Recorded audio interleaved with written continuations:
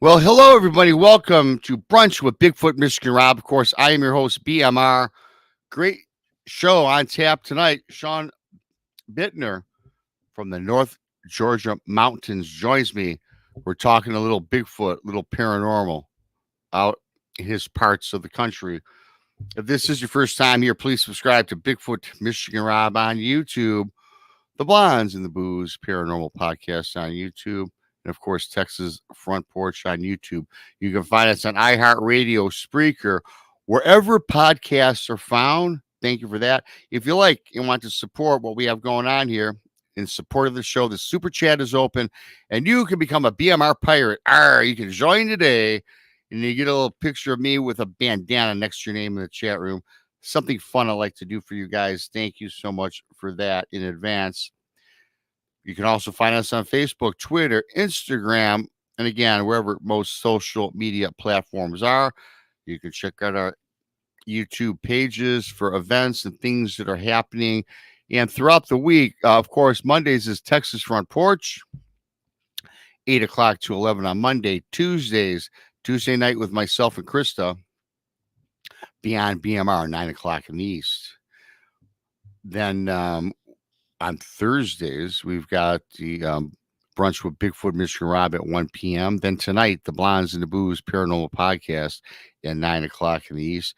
And if you need some more woo with the booze, you can find the Blondes and the Booze, 8 o'clock on Fridays. Texas Front Porch on Sunday has True Crime with Danielle Diva. Check him out at 6. And there's Truth and Tinfoil with Brandy and Randy. And they, of course, come on at 7 o'clock if you want to go check them out. Thank you for all that. And also, everybody, I've got to thank everybody who's bought my book, Bigfoot Michigan Rob Presents True Cryptid Encounters, Book 1, found on Amazon. If you've bought it, thank you. If not, it's available. Also, for those that bought it, if you can leave a review, it does help promote book sales, because at the end of the summer, end of July, sometime in August, book 2 is already going to be coming out. I'm in the process of editing that, so book 2 will be hitting the book shelves here in about 6 weeks. So thanks in advance for that. With that being said, thanks to everybody for coming on in. I certainly appreciate everybody listening and tuning on in. We're going to get this show started, and I'm going to bring up Shawn from Northern Georgia. So let's get on with it. Hi, Shawn. Welcome to the show. Hey, how you doing? Thanks for having me. It's a pleasure, and I got to thank you. I got to thank Trey as well. Trey was slated to come on today, and we were talking on and off for a couple months from the Meadow Project. We were talking about his project and his book. In the middle of the day yesterday, he's like, Rob, I can't believe this. Something that I did not foresee came up. I didn't see it on the calendar. I'm like, okay, well, that's fine. I appreciate it. It's a family function, and I always say family first. So I'm like, well, you have anybody that I could, off the cuff, off the top of your head? He says, yeah, I've got a guy that will be very well received. So I called you like in 2 minutes, and unfortunately, you had the time free today. So I appreciate you on this impromptu notice to come on in and join the show. Well, thank you. I appreciate Trey for thinking of me in that manner as well. Yeah, he's a good guy. He was on my show last year. He's got a wealth of knowledge, as you all know, and he's gonna be rescheduled. He'll be on later, probably in August, maybe the fall, when now we get our schedules back on tap. So to start the show, what I typically like to do, especially for a first time around the show, is if you want to walk us through a little bit of your background and how did you get involved in this crazy phenomenon known as Bigfoot, and of course you've got some paranormal happenings as well. Well, the paranormal came. I served in the military. I was in the Marine Corps for 4 years. Had a deployment, and that's how I got down into Georgia. And when I got out of that, I got into law enforcement, and then dealing with all of that stuff, you get into a very reality-based, it's this or nothing at all. And I started having experiences at a house that I was living in, and I was getting to the point of thinking I was losing my mind. It's PTSD. It's all these things coming together because there's just no rational explanation for it. And I finally hit a point where I was like, I've kind of always thought about it and wondered. So I contacted a paranormal investigation group. They came out and got some phenomenal evidence. So that started me on this path of the paranormal and doing investigations at houses and other locations. And I was sitting at work and I had nothing to do. So I got on the computer and I'm delving into it, and stuff with like ancient history and ancient alien theory has always interested me. So I started researching that, and human origins and Sasquatch and Bigfoot kept popping up. So naturally I'm like, all right, what's about this? So I started digging into that. And then one of the guys at work made a comment one day about a TV show finding Bigfoot. And I was like, oh, you believe in that? It just kind of snowballed, went from there. And he and I have been investigating for better part of 12 years now, going out for Bigfoot, looking and searching for evidence. Then I found another group that related with Bigfoot, went on a couple of investigations with that. And that's when I met Bob Wilson and found out, he was real big into it. So it just kind of snowballed from there that I'm hanging out with this guy, Bob Wilson, Grumpy, and he's such a wealth of knowledge, and I'm just picking his brain, and it got more and more intriguing. And I'm like, wait a minute, it's not just Bigfoot. There's Dogman. There's all this other stuff out there, and it all seems to be connected. So I just started going from there and just started opening my mind up to other potential experiences, explanations, and it just over the last probably 8-10 years, it's just really gotten intense, we'll say. I've had some pretty crazy experiences out in the woods. Yeah, I'd love to get into some of those briefly, but I got to ask you too, being in law enforcement, Was that in Georgia? Yes. So, and I'm guessing, like most states, Georgia's has a lot of forests and mountainous terrain. Was your Now, were you a patrolman? I mean, were you in a car patrolling and driving, or were you an investigator, detective, or? Well, I worked at a sheriff's office, and it's a dual service county. We had the county police, we had the sheriff's department, and we handled all the court security, the jail security, warrant service, civil process. And every time I had to make a decision early on in my career, and I decided I didn't have the mindset for being on the road, because it just, with the military background, when people got froggy. It just wasn't a good mix for me. So I stayed around the jail and the court divisions, handling all that stuff. So I was able to work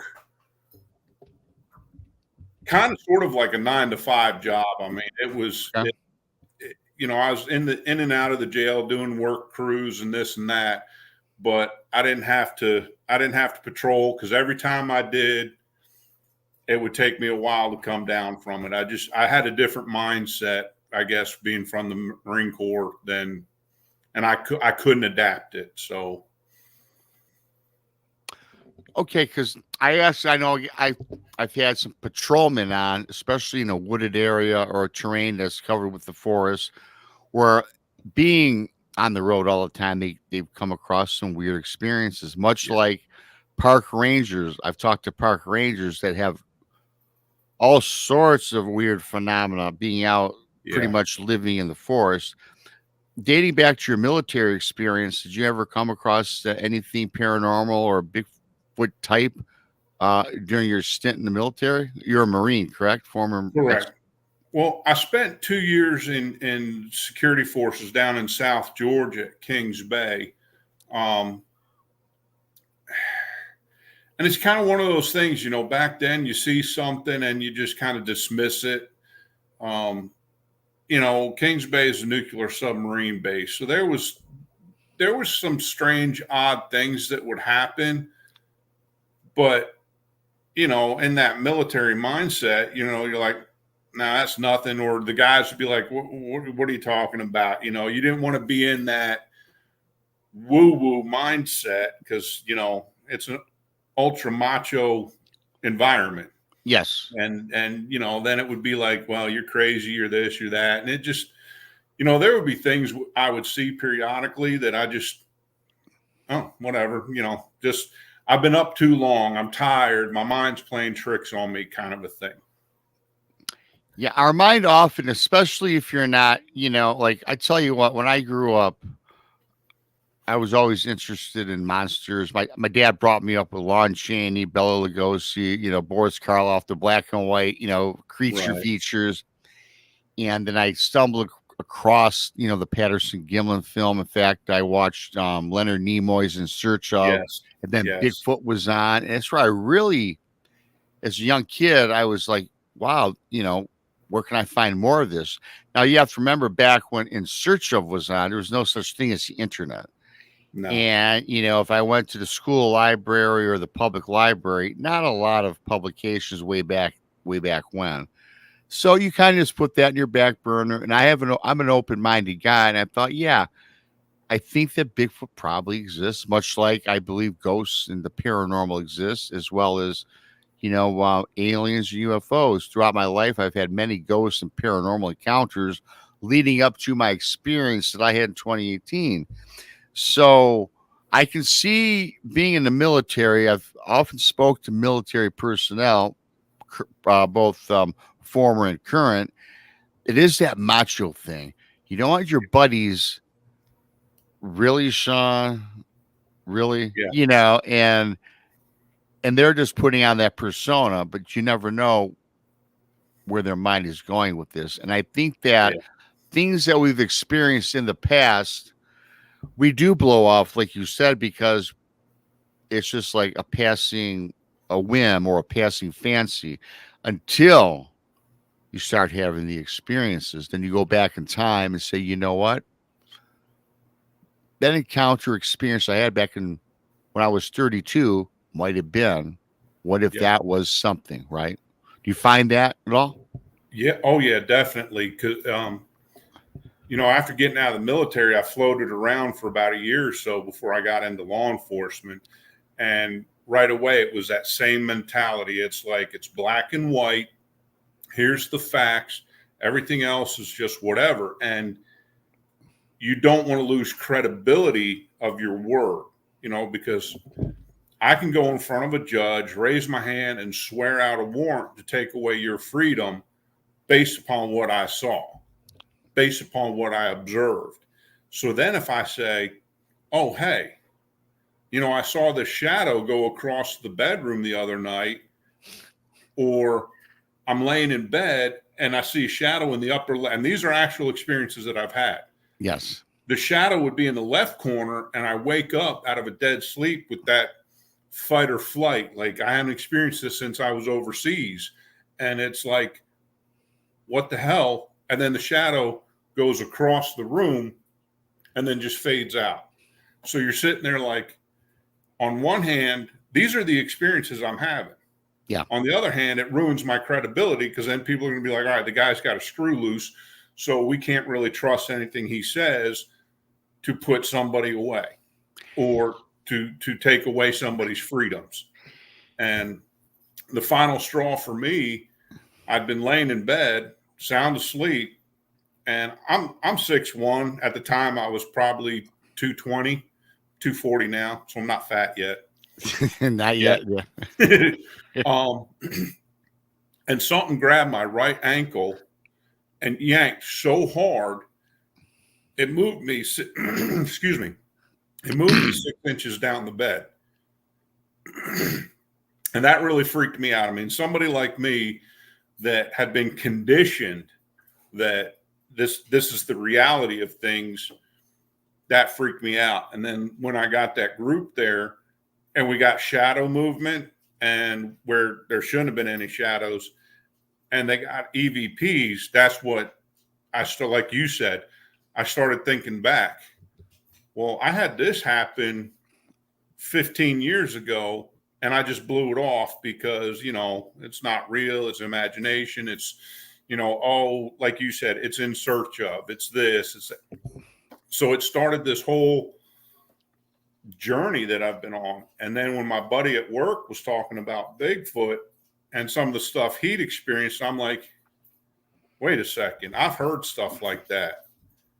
So that's not, I'm going through looking up all the different animal sounds that, I thought I knew, and finding more and more. And there were sounds and stuff going on that just didn't fit.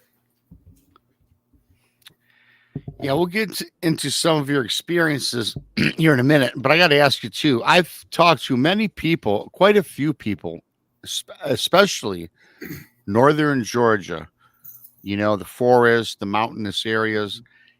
And I must say that of the people I've spoken with, some friends and some acquaintances, there's a lot of weird activity out in that part of your state. Yeah. You got to remember, we're at the tail end of Appalachia. And Appalachia itself has a lot of myth, folklore, and legend. Right. And for every myth, every folklore, every supposed legend, there's truth in that. There's a very legitimate reason for the original inhabitants to be talking about this. They weren't telling it to get, fame and fortune, because back then, it's still the same thing. Oh, well, even then it was, you're a witch, or you're this, or you're that. So you lose credibility. And I think people want to maintain that credibility without people thinking that they're crazy, so that they can continue to barter, trade, do whatever. But then at some point it's going to come out. People are like, hey, this tall, hairy man-like thing came in and stole 3 of my pigs. Or I was out in the woods and something called my name And as I got closer, I just got this feeling of dread, and I turned and ran. And then they have these weird experiences all around in the deep, dark hollers and backwoods of Appalachia.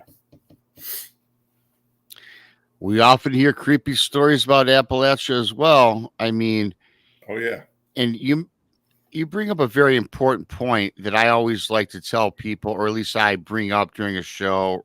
It's about everyone dismisses folklore as just that made up stories or supposed legends. There's many stories on folklore, and one that the audience can identify with is that of the werewolf, right?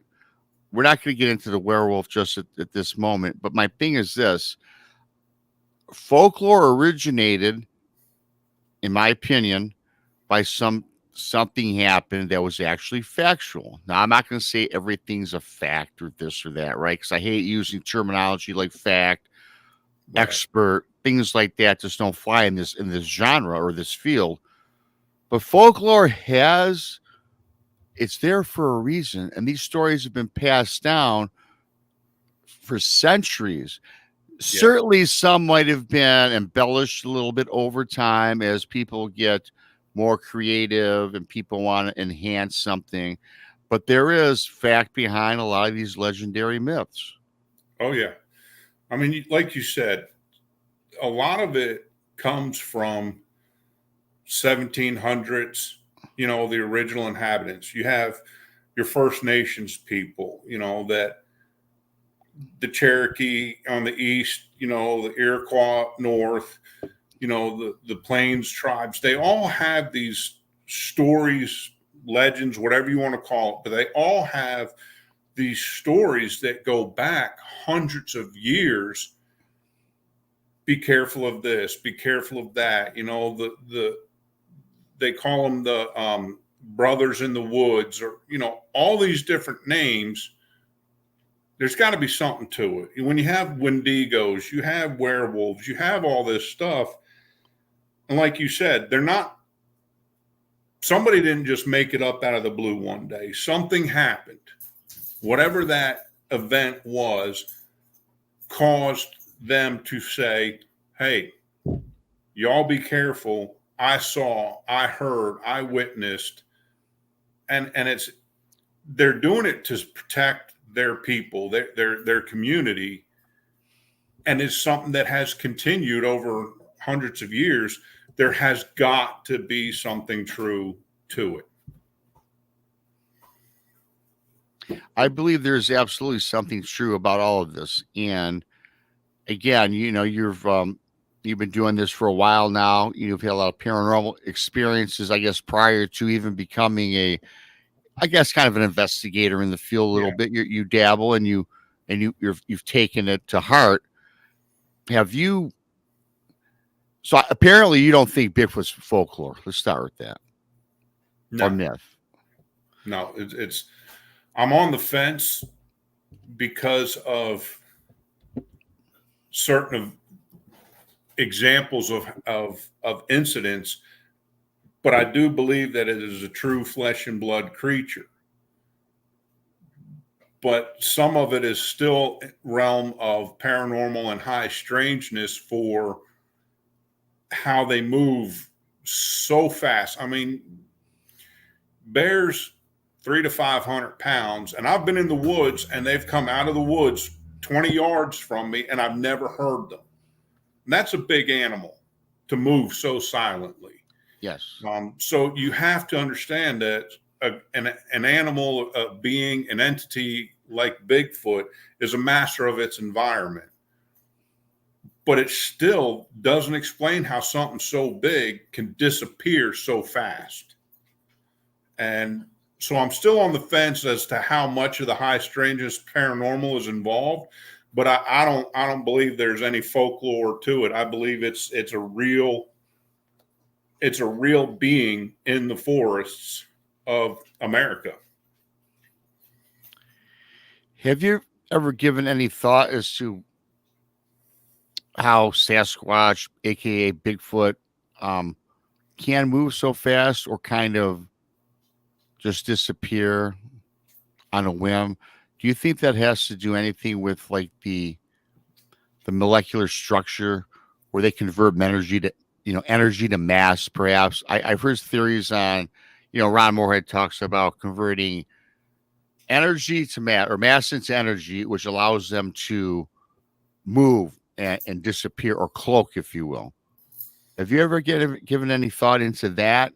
Oh yeah. I've sat around many investigations at the Meadow and other places with Trey and some of the other ASOG team members and plenty of other people. And we just go back and forth, trading ideas, hypothesis, theories. I will say that recently I read something a while back where some scientists have found extralaryngeal air sacs in the throats of some of the big apes like orangutans, which would lend to, I just totally lost the word, infrasound.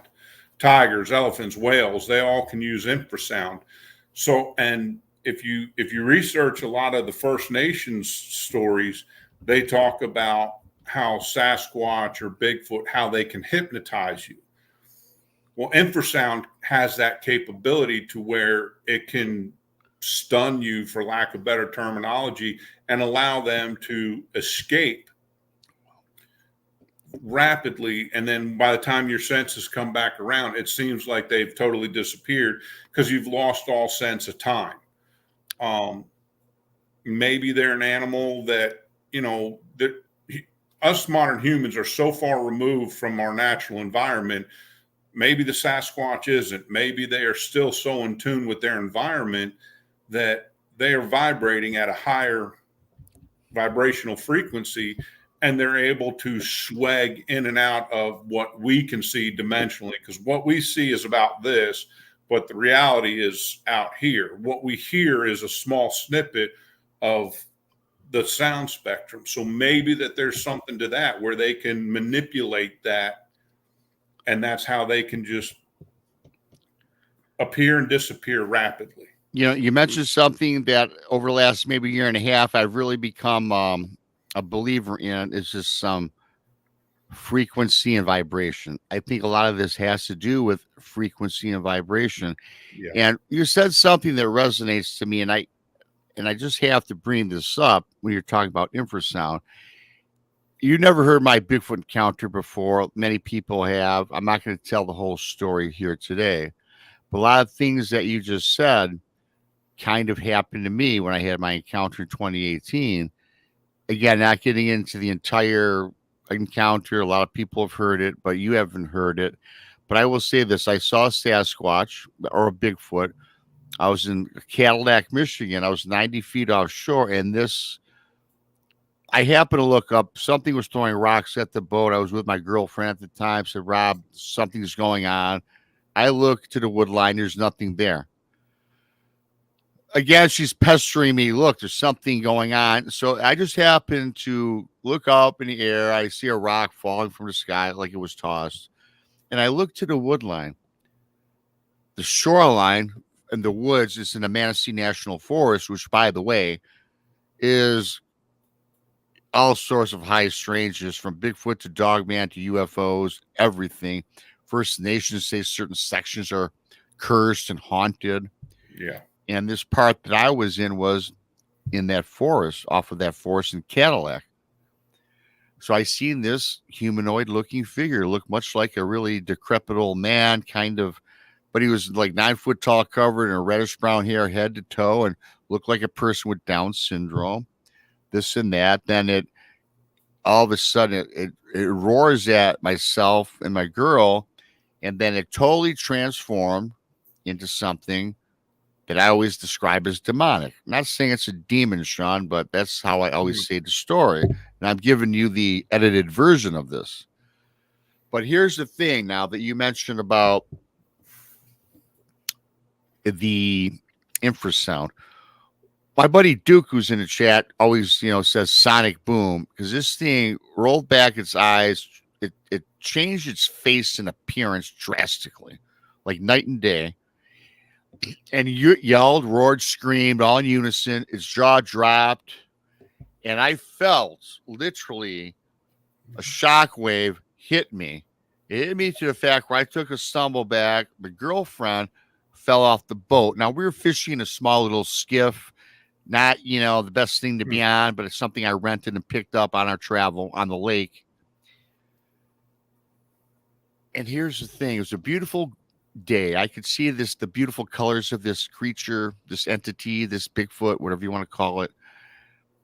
Went through the transformation, but when I got hit with this, it was almost like time stood still for a few seconds, because now the beautiful colors of the entire day got grainy, got almost like black and white.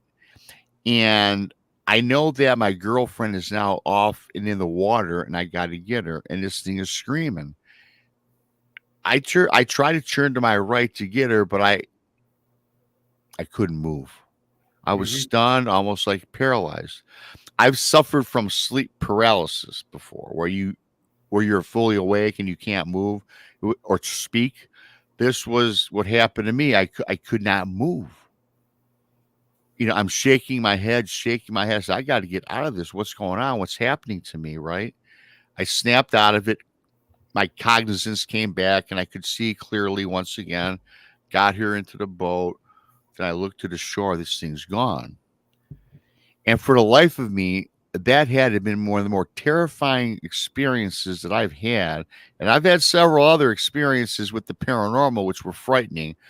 But just that I could not control my body on the water, on the open water, with some creature it's not supposed to exist. And mind you, I'm not a big Bigfoot guy. Again, it was a passing fancy for me. That to me explains a lot of what you talk about, and I think that's what happened to me. It sounds very typical of infrasound. A lot of people don't realize just how powerful sound can be. Vibration and frequency, the universe, everything is vibration, sound, and, it's a vibrational frequency. Nikola Tesla talks a lot about it. But they even have reports from India, people that were survivors of a tiger attack. They're riding on an elephant. So you're on this massive creature. Yes. They see a tiger, and then all of a sudden they get overwhelmed with this feeling of, I have to do something, but they can't move. They have no sense of time. Then it's come out that tigers use infrasound. So science started looking at it, that they do this to stun their prey to make it easier. Well, if all these other animals are capable of using infrasound for that, why would it be such a stretch that a Bigfoot or that type of creature can use infrasound as a self-defense mechanism to stun you so they can get away? Mm-hmm. Maybe there's some of them that they stun and your prey, and that might explain some of the massive missing people from national forests. I'm not saying that's what it is, but it's a potential. So when you delve into this, you can't say, oh, that's not true. They can't do it. The U.S. military is experimenting with all kinds of non-lethal sound weapons, where they point a microphone or a speaker or something, and you don't necessarily hear anything, but all of a sudden people are overwhelmed with senses of burning and wanting to vomit and just totally being disoriented, and they're running away. So if we can create it mechanically, animals can create it naturally. Why can't there be another creature that has that capability? I mean, modern science still discounts Bigfoot, but I mean, again, your experience, I've experienced things. I've talked with people, I've heard reports. I live not very far from where the popular TV show had one run across the road in front of a police car. It's just there's such a huge gap in knowledge. You can't take somebody's story and be like, okay, they're making that up.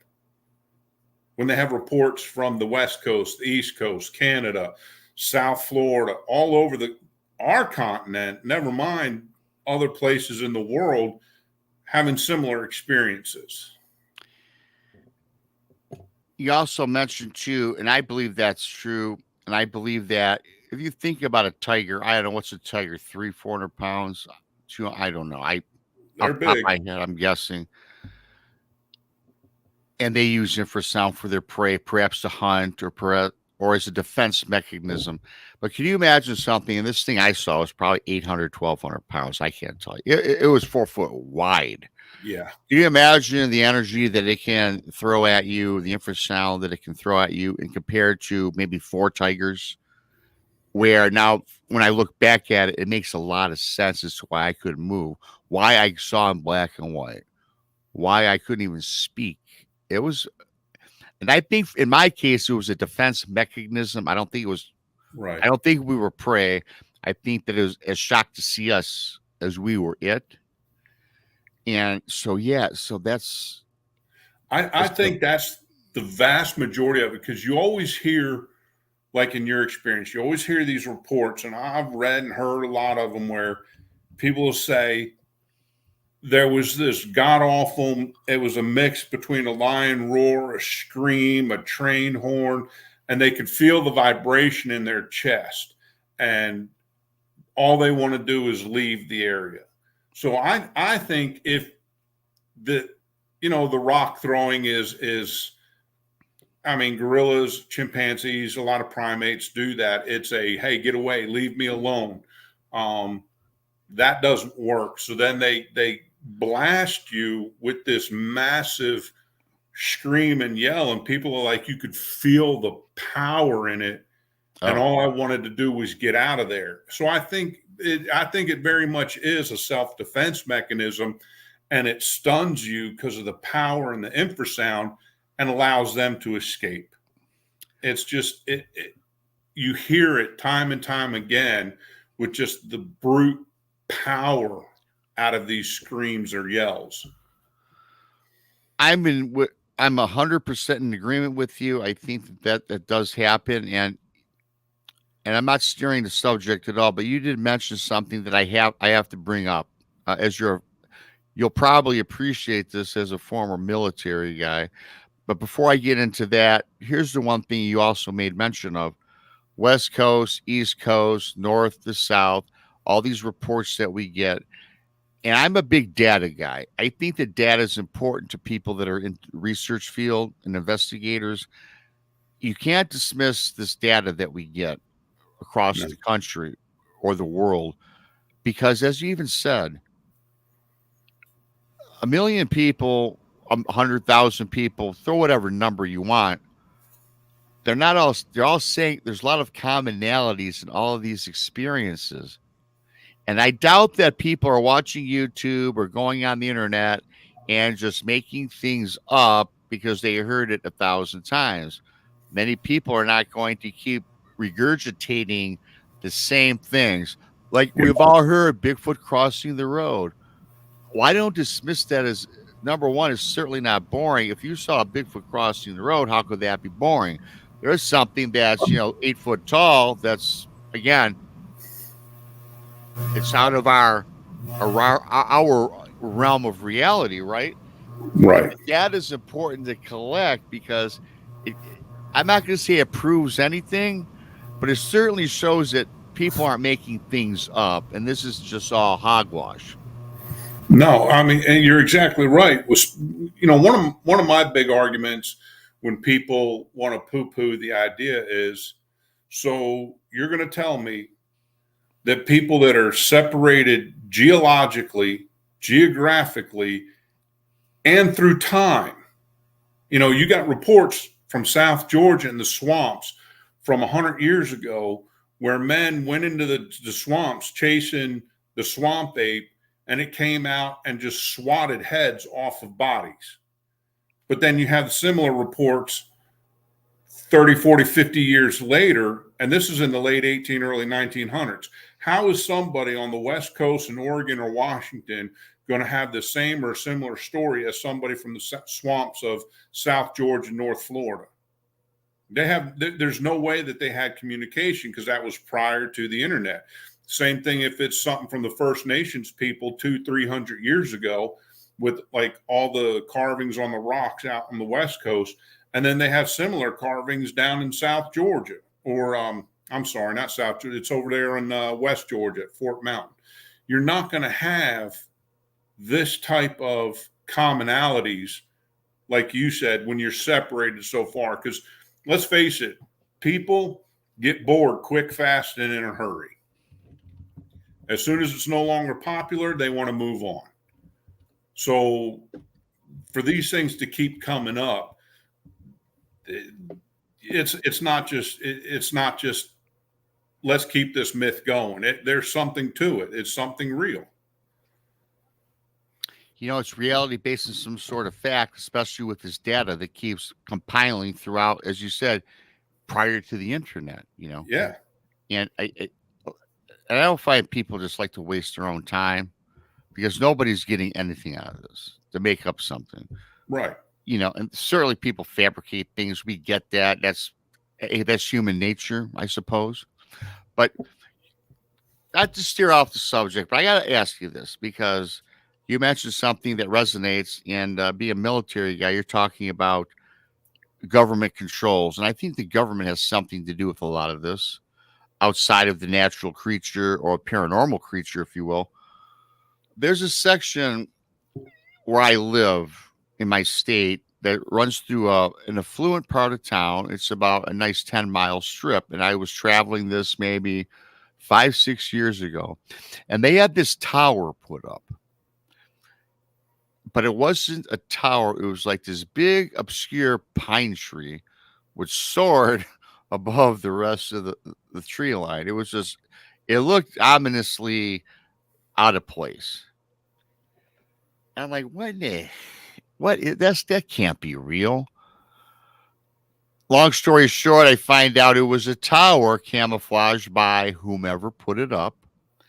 Now, here's the interesting part about this.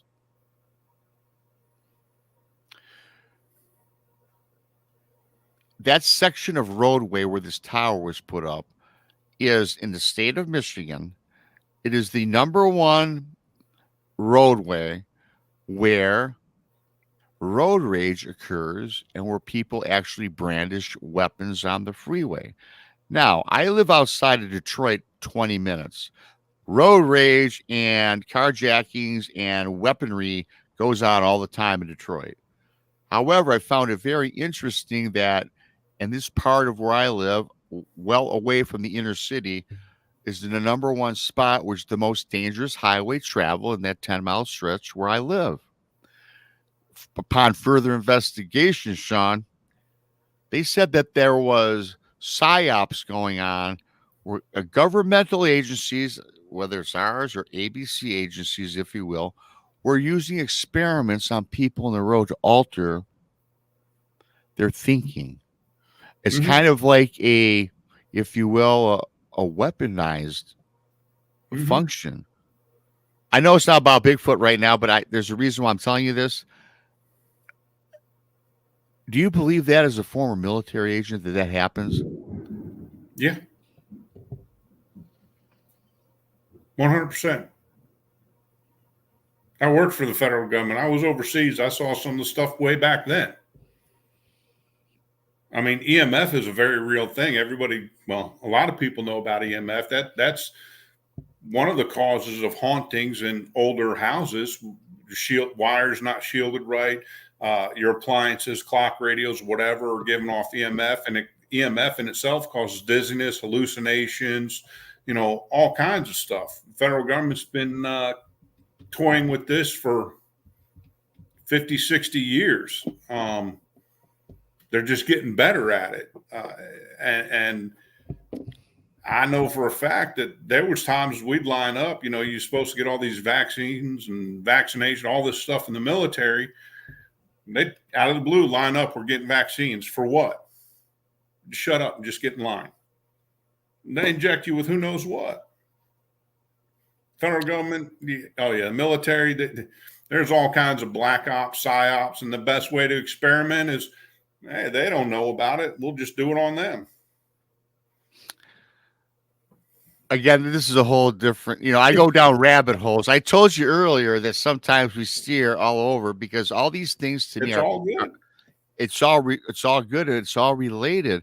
And so I guess I'll spin off of that question as to, do you think that these cryptids of the forest, you mentioned the 411, and I think the 411 is comprised of everything. From humans, the paranormal, dumb people that have no business in the woods getting lost. I mean, that's comprised of everything. Yeah, it's a compilation of everything. And when we hear, and I'm not going to go out there and say Bigfoot or Sasquatch as much.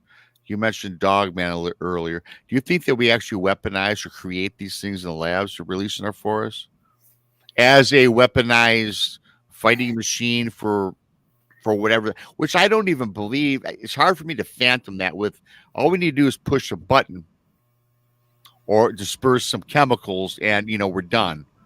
But to weaponize a hybrid creature in laboratories to get released, what's your thoughts on that? I don't discount it one bit. Pushing a button, releasing chemicals, once it's the rabbit hole conspiracies, like COVID. I mean, sooner or later, it's going to be tracked. And usually when you do something technologically, it's usually tracked rapidly. But if you can get a hold of living, breathing creatures, I mean, we cloned sheep back in early 80s. They cloned Dolly. We have that capability, despite what the science world will say. If you can do something like that and create a werewolf, a dog man out of a squatch or out of dogs and release that would be a lot harder to track. That would be a lot harder to pin a responsibility on, because so many people would be like, okay, you saw a werewolf. All right, somebody's been hitting something. It's much easier to place blame elsewhere, to do something. And I mean, the military and the federal government is very well aware of Sasquatch, and they've had operations. I've heard reports of hunt and kill, hunt and capture. Okay. And it's one of those things the federal government never will want to acknowledge it, because there's multi-billion-dollar a year industries that would be shut down immediately. If people knew that there was these monsters running around out there, a lot of them would say, I'm not going out there hiking. I'm not going out there camping. To hell with that. I'm not doing that. If I run the risk of going out there and disappearing, or a family member disappearing, the lumber industry, the sporting industries, they're done. So I think they definitely would want to keep a cap on that. I think they would too. And I got to tell you, I know this guy. I spoke with this guy. I did a show on this. There's a man that this is in the state of Indiana. Okay. He was out with his family, his wife and his son, and they were in a place they always go.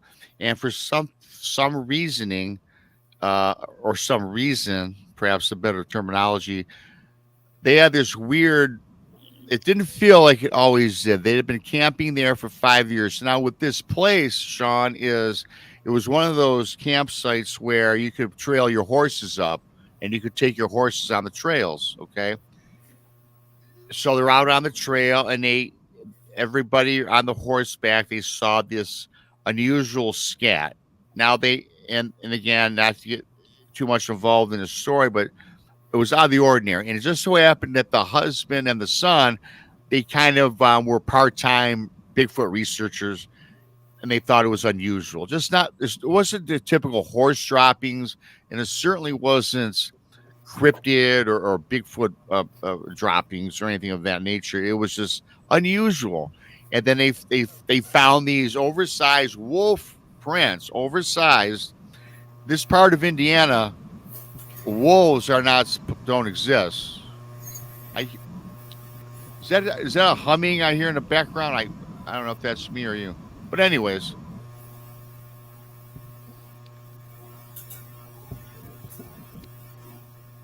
I have a slight hum from my ceiling fan.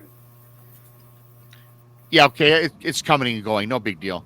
So anyway, back to the story. So yeah, they had these oversized wolf-like prints, and they thought it was very unusual. They get back to their RV because they took an RV up there, and these while they were gone on horseback, there was these oversized wolf prints around the RV. They called in to the administration up front. They'd send somebody out. They never showed up, right? So during the night, they heard these howls from the woods. Strange wolf-like howls. Again, no wolves in this part of Indiana, if at all, the state at all. Later in the night, something broke into the trailer where their horses were, and they seen this humanoid object run into the trailer where the two horses were and ran out, and it clawed. There was 3 distinct claw marks on the rear quarter of the there was I put you on mute for a little bit. Yeah, so the rear hind quarter of the horse was bleeding with some claw marks, and they're like, "Oh my lord, what is this?" Again, they call the park rangers, and they all of a sudden came out. They came out, talked to this couple. It's about 2 or 3 in the morning. There was an administrator of the park. There was a government official and a sheriff. The son said the word dog man. Then all of a sudden, this whole conversation took another turn. These administrators of the park and law enforcement and ABC agencies got stern with them. Do not repeat what you just said to anybody. And in fact, they said, hey, we're going to pay for your entire trip. We'll pay for the medical. Now, the horses, I will say, everybody, the horses were fine. It was, surface wounds, not deep into the, it didn't hit an artery or anything, but paid for everything, the entire trip, everything. Please do not say this, do not mention this, because, and they had said, we don't need misinformation getting out about our state park. So, not less than 48 hours goes by, they get paid a visit at their home by a government agency.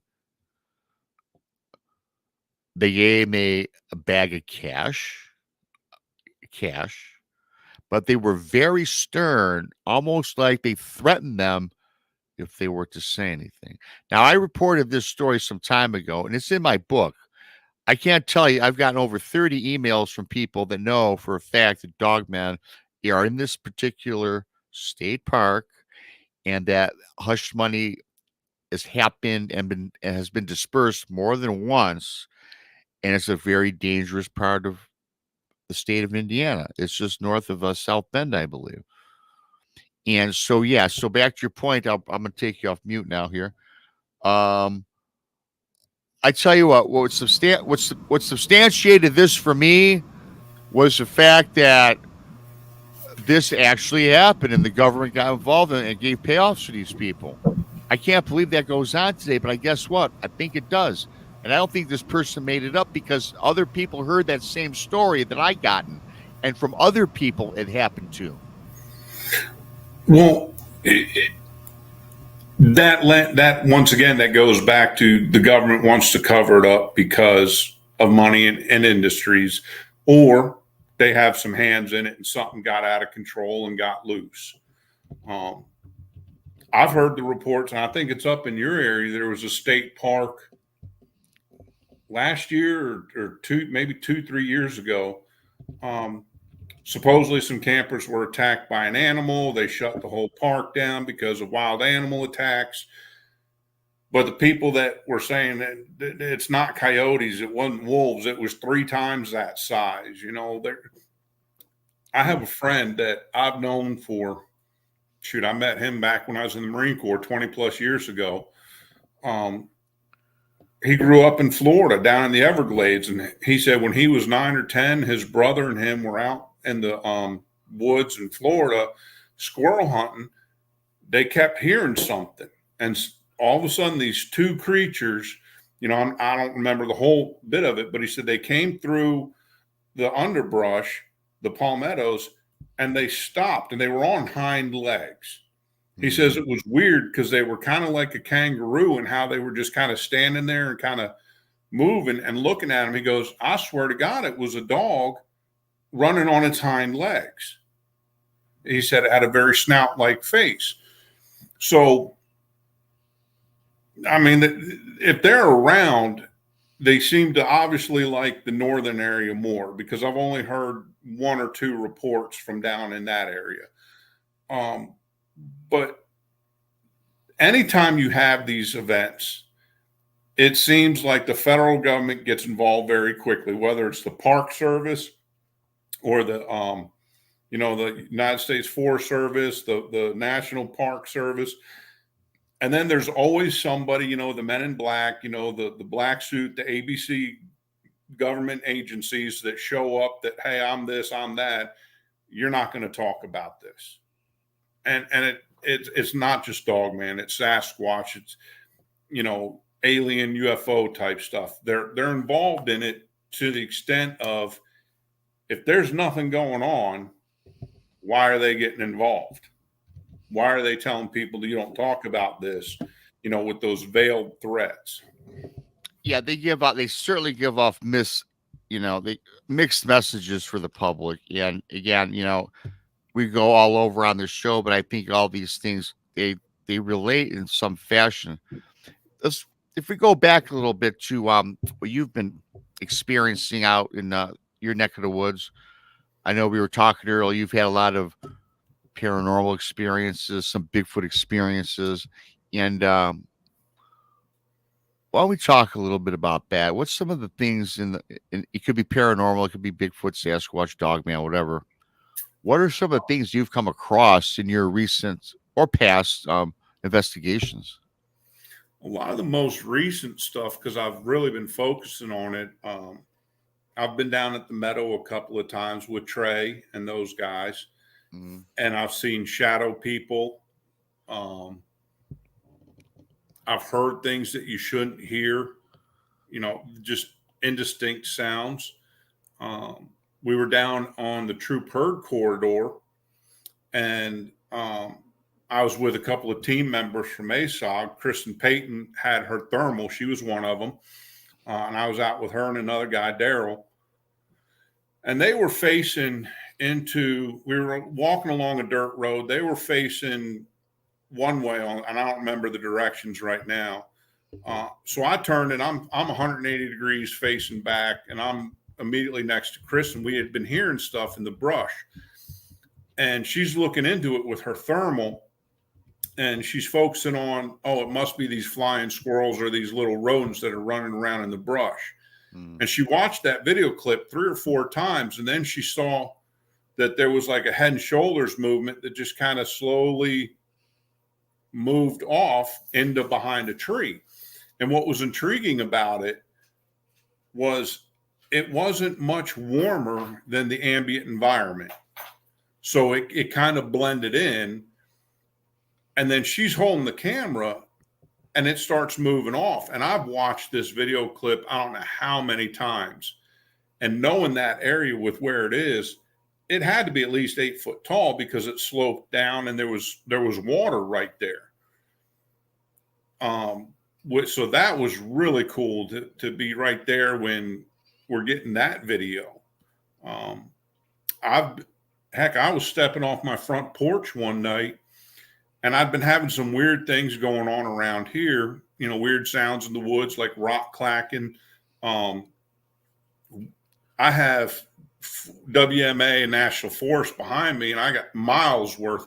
And over the ridge lines, I would very faintly hear screams. It's not coyotes. It's not dogs down the holler, and it's just right at the edge of your hearing. And I'd heard that one night, and my dog wanted to go out. So I let him out the front. As I'm stepping off the front porch, I catch movement out of the corner of my eye that's about 30 foot away. And it's like this tall, reddish, rusty brown. And as I'm turning to look, it took one step and was gone. And it happened so fast. I just can't, it still is that, did I actually see something?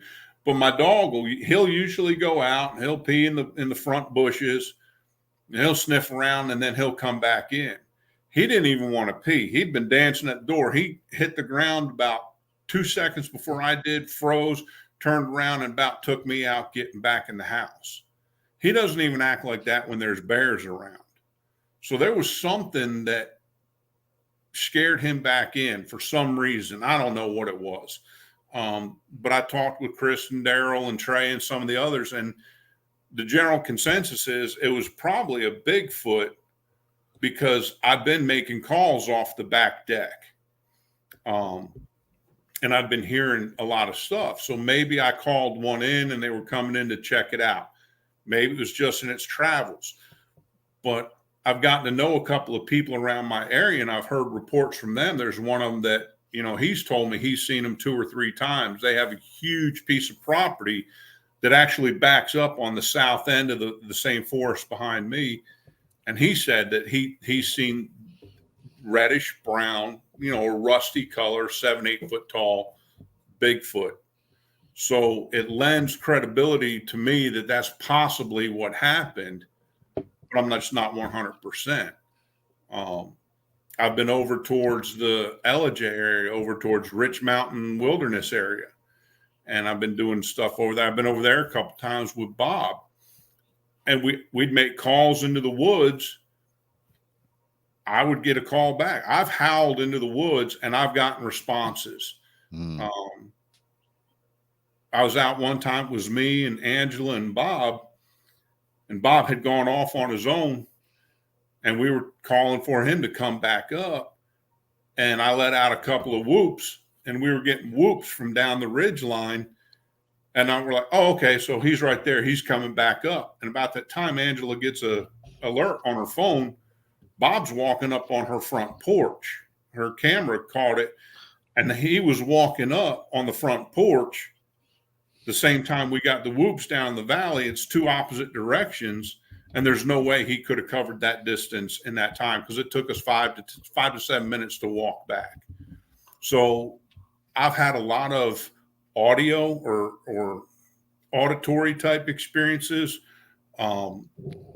I think I've seen one, but I can't say for certain because it happened so fast.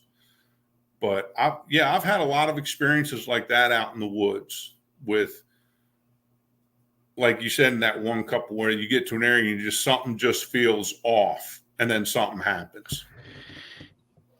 And I have to tell you, when you mentioned the dogs, and anybody's had dogs or they use them for hunting or pets or whatever your purpose is, they always sense when something's not quite right. You can go to my buddy's got a very cool German Shepherd, and he's very friendly, and he'll come up to anybody.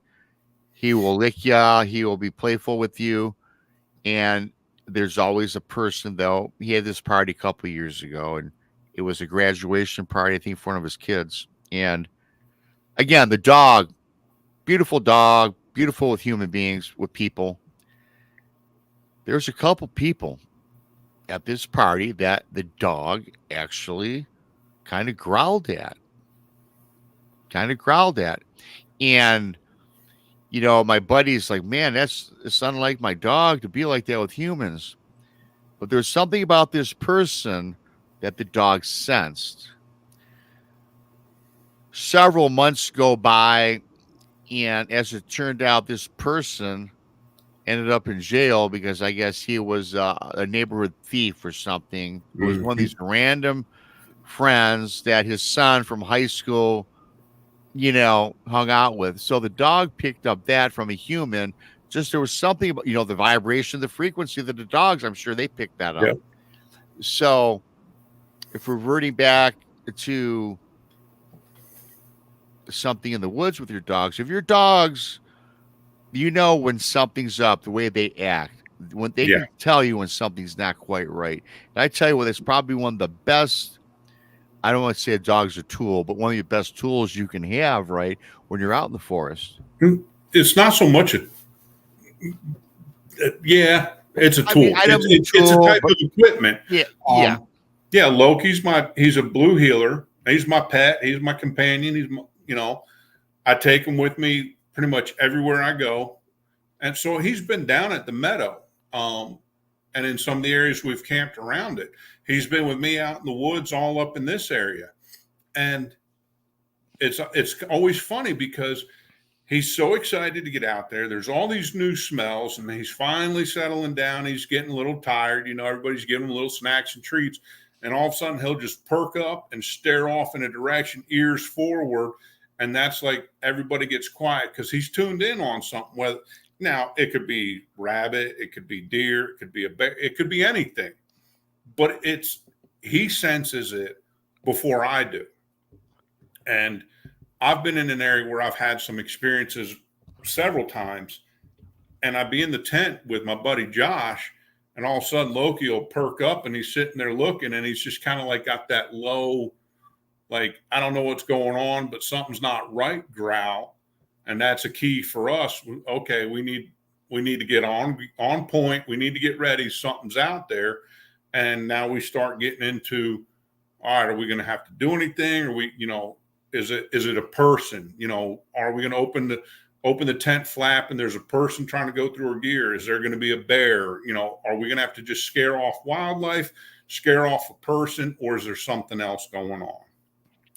Oh, absolutely. And so I met Trey a couple years ago at a conference, and I've spoken with him a couple times. I want to ask you a couple things about, you had mentioned the meadow a couple times.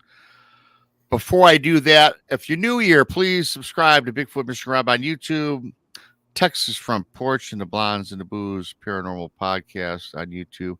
My buddy Duke's in the chat world, Bigfoot Central. And super chats are open. Thank you to Diane for the super chat. You can become a BMR pirate today. You can join the hundreds that have joined. Thanks so much for that. And of course, like, share, and subscribe. So I thank everybody for coming on in, everybody listening later, and people that are listening right now. There's 229 people listening that are not in the chat room. So I appreciate all you folks as well.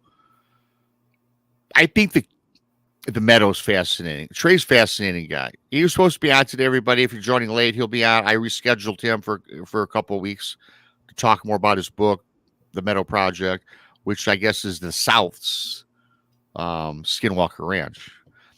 The thing, when I was talking with Trey at the conference a couple of years ago, and he did a great presentation, is that cube. You know anything about, well, first of all, you don't have to get into that if you don't want to. You think it's out of your bounds. What's your thought on these portals with some of these? We talk about how Bigfoot can go here and there and everywhere. Do you think that portals exist? And you think that perhaps that's a part of the movement, the speed, and do you think they exist? I'm not 100%. I do believe in portals. I do believe they exist because I've heard too many reports.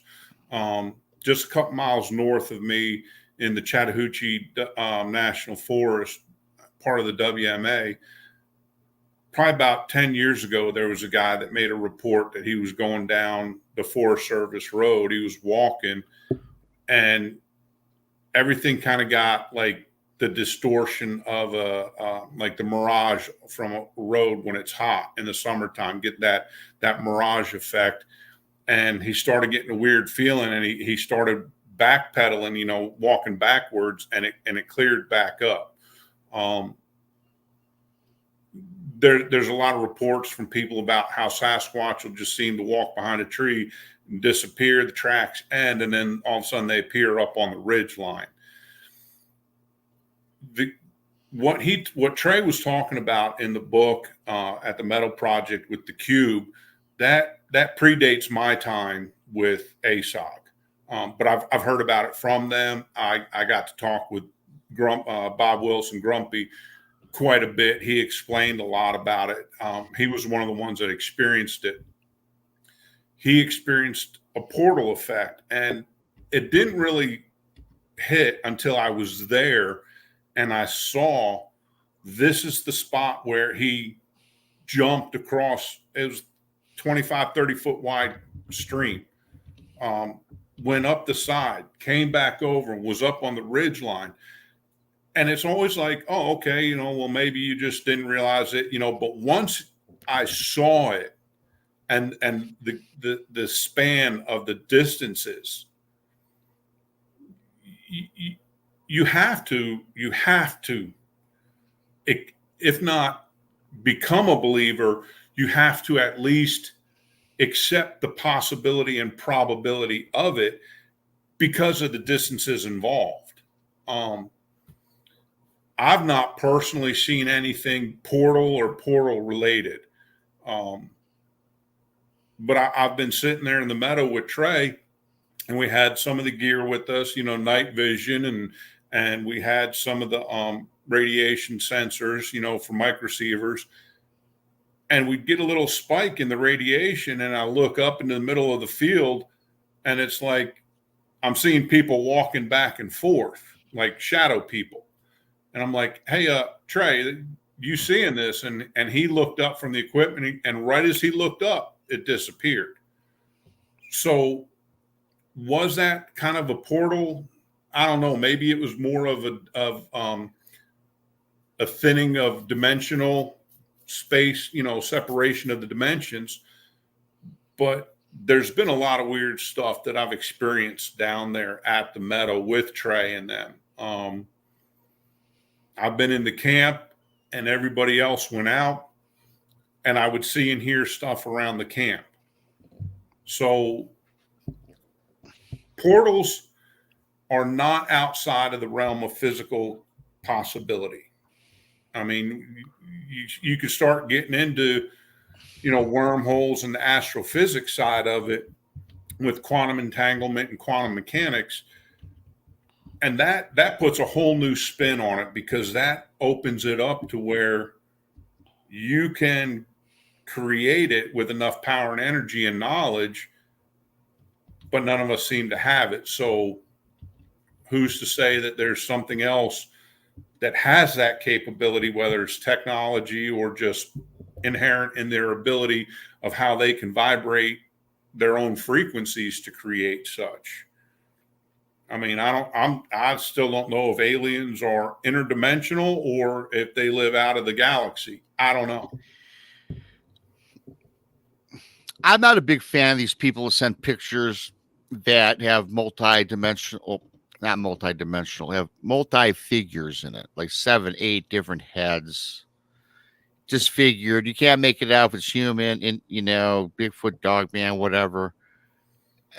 But I tell you what, though, now more and more I think about this, now the more that I kind of look into these portals and these multiverses, multi-dimensions, thinning of the veil, if you will, I'm starting to think that at one time I used to kind of dismiss that, but I don't dismiss if people send me things that's from their perspective. Tell me what you think about this. And oftentimes I thought, well, maybe it's pareidolia, or maybe it's a glitch in their camera. But I started thinking about it. Do you think that perhaps, you've probably seen these pictures or heard of these pictures. I'm starting to think that maybe these are actual beings coming from another dimension that aren't coming all the way through. Maybe like a portal. They're not walking or coming through the portal, or a thinning of the veil, if you will. And they get stopped and they just don't fully materialize. I'm starting to come up with that little crazy theory, how it explains all these pictures with multiple shapes and figures that are mostly heads, not bodies. What's your thought on that? I know it sounds kind of weird, but again, this show is about out of the box thinking. I think that might be something that I think it might be relevant. Well, when you think about it, reality is what you make it. Your reality may not necessarily be what my reality is. You know, a lot of people are starting to say our reality is a hologram. We're living inside of it. But when you look at things quantumly and like quantum entanglement, if you have a particle here and a particle that's been quantumly entangled with it, whatever you do over here affects this one simultaneously, separated by vast distances. So when you accept that, then this whole dimensional thing will come into place, because if everything vibrates at different frequencies and it's sound vibration and frequency, and you look at cymatics and how you can change a physical object, you can change its manifestation with a sound and a vibration. There's very could well be a race of beings, entities, whatever, that have that capability, and then they can swag in and out of different vibrational levels, different dimensions. And one of the things that, how this is all connected is, I sat there one night on an investigation and I made the comment, and this was a paranormal investigation, and I said, well, what if we're the ghosts? Everybody kind of looked like, what? Well, if we're sitting here and we're experiencing this, and somebody's talking with us, but we can't necessarily hear it, but the equipment can, how do we know we're not the ghosts to somebody else? And somebody in another alternate timeline, another alternate reality, is experiencing this weird paranormal stuff, and it's us.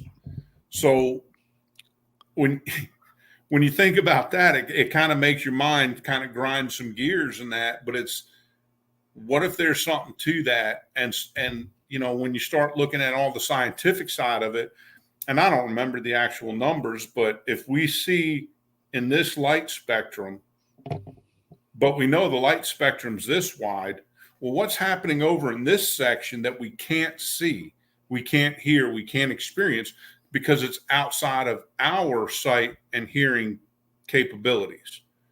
I mean, there's plenty of naturally occurring, you can see them in the real world, animals that their hearing and their sight far exceeds ours. So what are they seeing that we're not? Mm-hmm. They can see in the infrared, they can see in the ultraviolet. What do they experience that's happening right now, right next to us, that because we limit ourselves so much by what we can see and hear, that we're not experiencing? And it's only when we get into these opening our minds to possibilities fields, Sasquatch, paranormal, ancient alien, UFO, that we start accepting the possibility, that then our mind says, oh, okay. And then we start experiencing things. Oh my God, it's paranormal. It's high strangeness. Well, what if it's not? What if it's normal? It's naturally occurring, but we're just so narrowly focused, we can't experience it. Well, here's one for you, but this is going to be a topic for just another day, because there's something else I want to get into. But what if, and I've posed this question to people before, what if we, the human race, what if we're actually aliens from the future?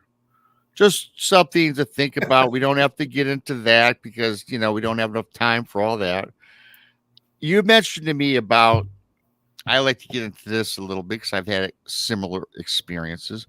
You had mentioned back when you're investigating, or maybe not even investigating, Shawn, you've had several attachments with things that you didn't want attached to you. Can you walk us through a couple of those and how that happened and how you got rid of it? Well, so I've had, I think, three or four. So I was doing a paranormal investigation with a group that I used to be with. We went to Brushy Mountain Penitentiary in Petros, Tennessee. It's what they call an end of the line prison. It's, that's where they house death row prisoners that can't be handled anywhere else, that they're just so off the chain. James Earl Ray was housed there. We were up in the auditorium area, and it was myself and the team member Heather. We're sitting on one side of the stage on the stairs, and on the other side was team Tammy and her husband. And we're facing where the movie screen was, which was on the opposite side of where the stage was.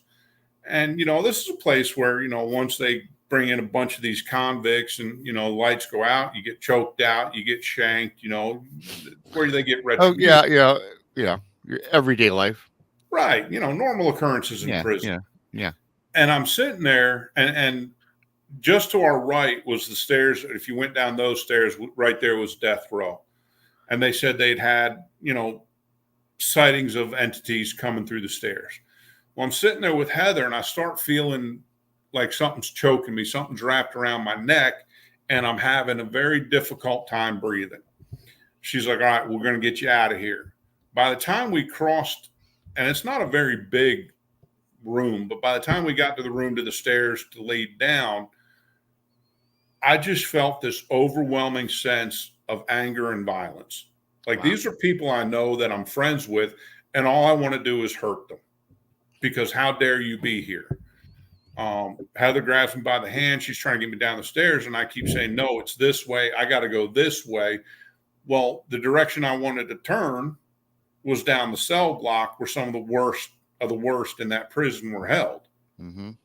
She finally gets me downstairs, and all I wanted to, if somebody even said something to me, all I wanted to do was hurt them. I'm looking at people that I considered friends.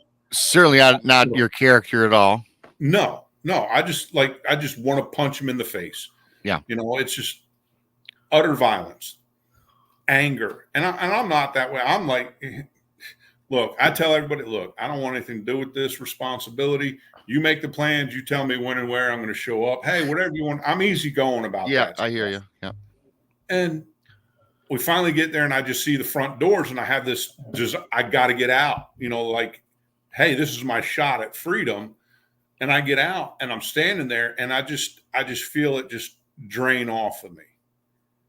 Like I got too far away from a power source, or okay, I got away.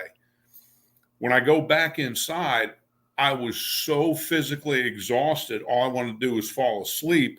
And I see Heather sitting there kind of massaging her hand. So apparently I had clamped down so hard, I almost broke her hand. No. I'm just squeezing it so hard. So I told them, hey, that's great. They're really doing up that place. It's a really good place to go and investigate. They're making it one of those paranormal attractions. I will never go there again because of that. I looked at people that I consider friends, that if you harm them, you're going to have to deal with me. And all I wanted to do was end their life. And that one was horrible. That is frightening. Yeah, something like that to take control of you like that, or make you get into that feeling of you just want to do harm, right? It was such an overwhelming desire. It was like, it's hard to quantify, because I'm the guy like, hey, look, don't mess with me. I don't want any trouble. Look, I've been in law enforcement 23 years before I retired. I was in the Marine Corps. Am I capable of doing stuff? Yes. Do I want to? No. I just want to hang out, cut up, have a good time, just have fun. And all of a sudden, in that short span of time, my idea of fun was just pure unadulterated violence to people for no reason other than to do it. Like, it wasn't, I'm being attacked, so I have to defend my life. It wasn't Heather was being attacked, I have to defend her life. There was no justifiable reason for just wanting to, like our friend Philip walked by, and all I wanted to do was jump on him and pound him into the ground. Yeah. Why? I mean, it's so out of character. Right. And it just, finding out afterwards, because a lot of them were more experienced than me, I was like, I'm just so tired. All I want to do is go to sleep. It was an energy drain. It physically drained me. I was just wiped out. Do you think that some of these entities where you're at, which were nefarious to begin with, knew about your abilities, which again, you'd only use in defending yourself, or if you were in the military, protecting the country, what have you? Well, at the time, I was still with the sheriff's office. Okay. So my energy, or just me being me, attracted it, because now it's you're the enemy. You're one of them. we're going to attach to you. Yeah. So we're going to get some payback, kind of a thing. So yeah, that makes sense. It was kind of like, okay, maybe they understand, maybe now that they've passed on, they're in a different dimension, whatever. Now it's, okay, I'm going to get some revenge. I'm going to get some payback. Something, maybe guards did something to them there. And because of what I represented, they jumped on me. Nothing happened in that sense to anybody else in the group, just me. So I think that makes a lot of sense. You look at the environment, and let's face it, that environment was a lot of people that probably should have been there for a reason. Right. Right. And a lot of bent up negative energy, hateful beings, hateful spirits. And it makes sense too, because if you ever follow paranormal channels or watch it on television or whatever, it seems like all of especially like asylums, where there's one in the state of Michigan called Eloise, where it's now open to the public as a tourist draw. However, many, many years ago, decades ago, it was used where people were, husbands that were wealthy that wanted to get rid of their wives would send them there and claim they're insane. Oh, man. And they performed experiments, and a lot of terrible torture went on over here. It's actually about an hour from where I live. And again, it's open to the public, a place I kind of would like to go to. Well, in fact, some of my friends, before it was while it was condemned, well before it got reopened, a lot of people went over there creeping around and saw some strange things. But the point of what I'm trying to get at is, it seems like not cemeteries, places like that in jails is where a lot of people, they come away with a feeling of dread, or maybe not attached like you did, but a feeling that something is evil and sinister about many of these places, which is kind of where I'm leery to even go to today. You got to remember, a lot of, especially if it's an older construction building, Yeah. With granite and stuff like that, there's a lot of quartz in that. Quartz stores energy. And if you understand and believe and comprehend that everything in this universe, everything in our existence, our reality is energy based, when you have traumatic events, when you have, high energy good, like, birth of a child, a marriage, Yeah. You're putting an energy imprint out into the environment, and there's things in the environment that can catch and store and hold that energy.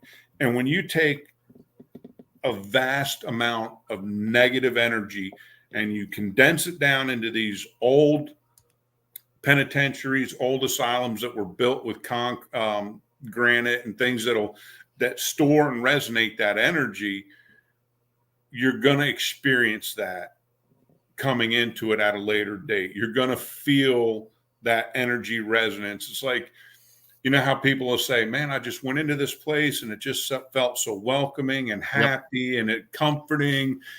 And you look at the environment, like maybe they have like gentle, soothing music, the colors, the whole atmosphere and ambiance of the place is warm and welcoming.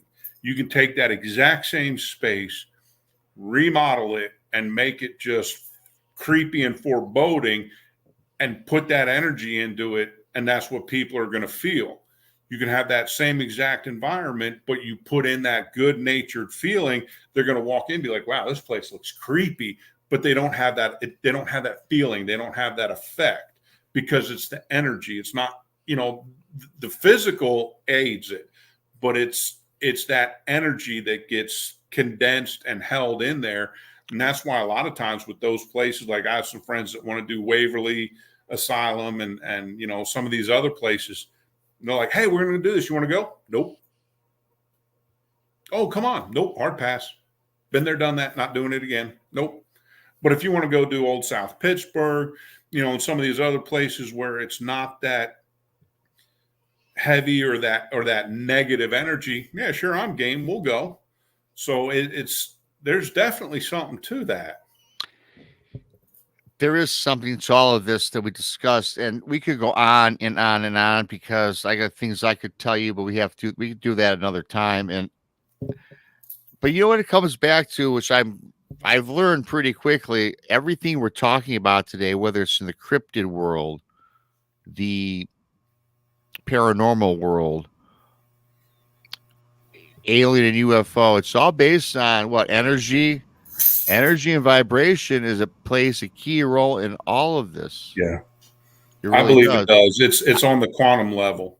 I believe so, and I've learned that after putting some time into doing this now for a couple 3 years. It's why I love doing this. You learn so much all the time, the different connections we make and contacts, and it's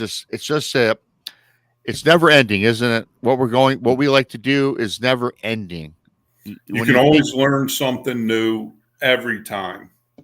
You know, you can learn something new from different guests on the show, different people you come across in every walk of life, going to conferences, talking to people in the chat room. So it's why I love doing this so much, and I have a lot of good times. I had a great time on this show. I can't believe 90 minutes is like blown by. You know, it was like, yeah, Trey says, I got this guy that'll come on. I'm like, okay. I'm like, well, okay. But man, you blew me away today. And we did, I just feel like we just started. But I got things to do. We run these shows for 90 minutes. I'm definitely going to have you come back again because I just think we scratched the surface. So thank you so much. I want to thank everybody for coming into chat. If you're new, please subscribe to BMR. And Shawn, is there anywhere we can find you? Do you have anything out that people, or are you kind of just any channels, a website, or anything for contact? No, I do a lot of this just for myself. Okay. But I can, people can find me at Shawn DB Cooper on Facebook. And if they want to message me, especially if there's any around the North Georgia area, the Southeast, just want to message me about experiences they've had with Bigfoot, stuff in the cryptid that would lend to me being able to come out and investigate or just getting more information, more evidence. That'd be great. You know, that's always awesome. I want to give a quick shout out to thanks to Diane Boss for your awesome super chat. And thank you to Ginger for buying my book. That's awesome. Book 2 is coming out end of the summer. Book 1 has been out for a year now. So if you've bought it, please leave me a review. It does help promote sales. It's all analytics these days. It's always some analytics runs the show now, doesn't it, Shawn? I'm sick and tired of analytics. But this was a great time. Thank you to everybody for coming on in. And as Tex always says, I got to go look for the exit button here. Shawn, it was a pleasure. I'm sure we'll be in touch now. I'm glad that I met you. And now that you're another person I can put in my contacts when I need a go-to guy. Go-to is less than 24 hours, and I was able to get hooked up with you. Thanks, Shawn. For Shawn. Yes, sir. Thank you. Check out the Blondes Boost tonight, 9:00 in the East. And with that being said, today's Thursday. Next Tuesday night, I've got Brian Bowden on. That'll be a great show, 9 in the East with Krista. I am BMR for Shawn. Thanks again to everybody.